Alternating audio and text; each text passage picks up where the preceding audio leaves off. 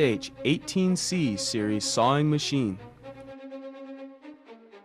C-type, when the foot switch or double hand switch is pressed, the machine will perform material clamping, cutting, and spraying lubricating oil automatically. The built-in saw blade raises up to cut the material and also allows cutting with single or several materials simultaneously and safely. Enable 90 degrees and 45 degrees cutting performance.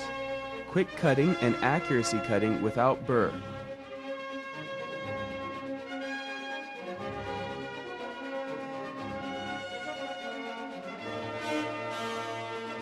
Installation 18-inch saw blade, horizontal clamping, in-feed and out-feed are optional.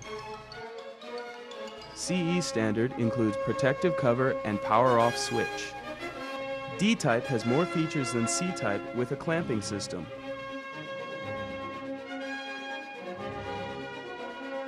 Independent cylinder with linear guideway for up and down material processing.